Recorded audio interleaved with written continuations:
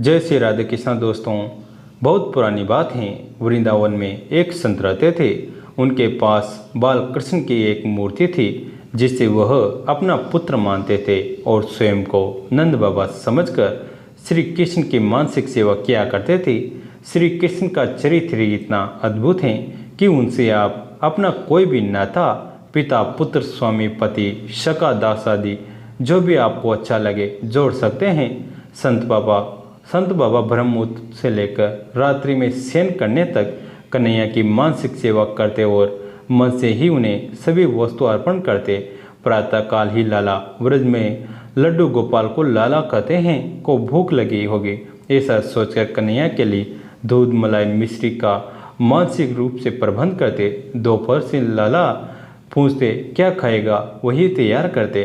शाम को ब्यारू रात्रि भोजन कराते और रात को सोते समय दूध पिलाते। लाला के प्रति बाबा का वात्सल्य भाव इतना प्रगाढ़ हो गया था कि वे हर समय उन्हीं के ध्यान में मगन रहते, उसे लाड लड़ाते रहते। रात्रि में लाला के बिस्तर के साथ अपना बिस्तर लगाते और उठकर देखते कि कहीं लाला ने मल मूत्र तो नहीं त्याग दिया और मानसिक रूप से ही वहीं बिछौना खराब होने की आशंका से उसे बदलते थे। कभी भावना करते कि आज कन्हैया फल मांग रहा है।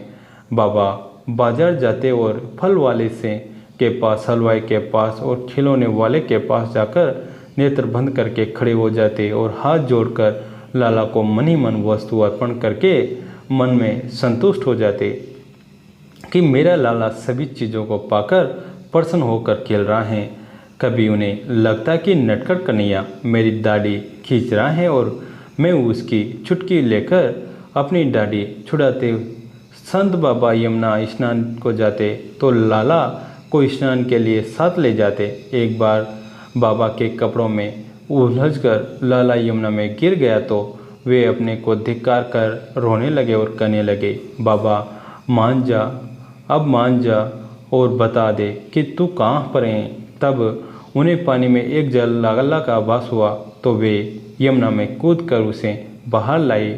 लाला को पहुंचकर पुचकारते हुए नए वस्त्र पहनाए और रोने लगे। उन्हें लगा लाला इन्हें पुचकार रहा है। अब वे बड़ी सावधानी से लाला को किनारे पर बैठाकर लोटे से स्नान कराते थे।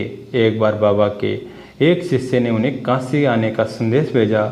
बाबा जाने को तैयार हुए तो उन्हें लगा कि उनका कन्हैया उन्हें जाने से रोक रहा है और कह रहा है, मुझे छोड़कर काशी न जाना, मुझे तुम्हारे साथ यहाँ बहुत अच्छा लगता है। बाबा कहते मेरा लाला बहुत भी छोटा है, बड़ा भोला है, मुझे कन्हैया को छोड़कर कहीं नहीं जाना है। धीरे धीरे समय की गति के साथ बाबा का शरीर जीर्ण हो गया और उन्हें जरावस्था ने घेर लिया, पर उनका कन्हैया छोटा सा लाला ही बना रहा। एक दिन लाला की मानसिक सेवा करते करते बाबा के जीर्ण शरीर के प्राण निकलकर पंच तत्वों में विलीन हो गए। लाला बाबा के बगल में बैठा रह गया और बाबा उसके धाम को चले गए। शिष्यों को जब बाबा के महाप्रयाण का पता लगा तो वे उनके शरीर को लेकर शमशान आ गए और अंतिम संस्कार की तैयारी करने लगे। तभी वहाँ एक 7-8 साल का सुंदर सलोना बालक धोती पहने वो कंधे पर गमछा रखे हुए पहुँचा। उसने कंधे पर एक मिट्टी का घड़ा रखा था जिसके ढक्कन पर अंतिम क्रिया की सामग्री रखी हुई थी। आगंतुक बालक ने शिष्य से कहा, ये मेरे पिता हैं, मैं इनका मानस पुत्र हूँ, इसलिए इनका अंतिम संस्कार करने का मेरा अधिकार है। पिता की अंतिम इच्छा पूरी करना मेरा धर्म है। मेरे पिता के बहुत दिनों से गंगा स्नान करने की इच्छा थी, परंतु मेरे छोटे होने के कारण वे मुझे छोड़कर कहीं नहीं गए, इसलिए मैं यह गंगा जल का घड़ा लेकर आया हूँ।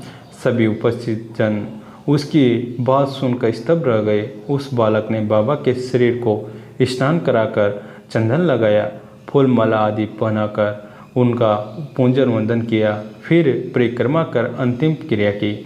सभी लोग देखते रह गए, किसी की भी उसे रोकने टोकने की हिम्मत नहीं हुई। कुछ ही दिन बाद वह बालक अदृश्य हो गया। जब जाकर शिष्यों को याद आया कि बाबा के तो कोई पुत्र था ही नहीं, हाँ बालकृष्ण को ही वे अपना पुत्र मानते थे, कन्हैया ही पुत्र बनकर आया और पुत्र धर्म का निर्वाह कर चला गया। गीता में भगवान श्री कृष्ण ने कहा है, हे अर्जुन, जो मेरी सेवा करता है, मुझ में चित्त लगाता है, उसे मैं मृत्यु रूप संसार सागर से पार कर देता हूँ, अर्थात वो शीघ्र ही मुझे प्राप्त हो जाता है। भगवान ने गीता के अपने वचन योग क्षम वहामहे के अनुसार संत बाबा को सायुज्य मुक्ति प्रदान कर दी। जय जय श्री राधे। दोस्तों, कैसी लगी है कहानी कमेंट करके ज़रूर बताएं। वीडियो को लाइक करें, चैनल को सब्सक्राइब करें, घंटी के बटन को दबाकर ऑल पर क्लिक करें। दोस्तों, इस कहानी को अपने दोस्तों के साथ, फैमिली के साथ शेयर जरूर करें। कहानी अंत तक सुनने के लिए आप सभी का तहे दिल से धन्यवाद।